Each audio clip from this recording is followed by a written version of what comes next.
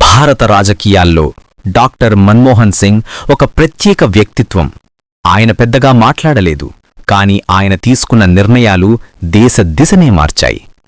1991 ఆర్థిక సంక్షోభం.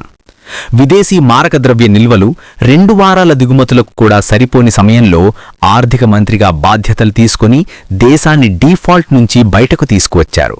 ఇది రాజకీయ అవకాశం కాదు, దేశానికి వచ్చిన బాధ్యత. ఆర్థిక సంస్కరణలు 1991 నుంచి 96. లైసెన్స్ రాజును ముగించి లైసెన్స్ వ్యవస్థను తొలగించి ప్రైవేట్ రంగానికి స్వేచ్ఛ ఇచ్చారు. ఎఫ్డిఐకి తలుపులు తెరిచారు. ప్రభుత్వ సంస్థల ప్రైవేటైజేషన్ ప్రారంభించారు. సేబీని బలోపేతం చేశారు. రూపాయిని సుమారు 20% డివాల్యూ చేసి ఎగుమతులు పెంచారు. ఐఎంఎఫ్ రుణాల కోసం బంగారు నిల్వలను తాకట్టు పెట్టి దేశాన్ని నిలబెట్టారు. ప్రధాని హోదాలో కీలక చట్టాలు.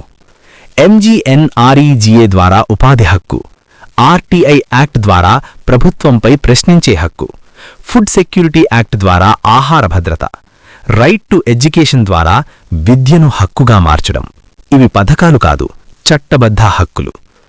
భారత్ అమెరికా అణు ఒప్పందం, India US civil nuclear deal ద్వారా అంతర్జాతీయ అణు సహకారం, ఎనర్జీ సెక్యూరిటీ, గ్లోబల్ స్థాయిలో భారత్ స్థానం బలోపేతమైంది. ఆర్థిక వృద్ధి. 2000 మధ్యకాలంలో జీడీపీ వృద్ధి రేటు 10% దాటింది. ఐటీ సర్వీసెస్ రంగాలు విస్తరించాయి. ఇది ఒక్క వ్యక్తి ఘనత కాదు, కానీ 1991లో వేసిన పునాది లేకపోతే సాధ్యం కాదు. ఒక మాట, ఒక దిశ.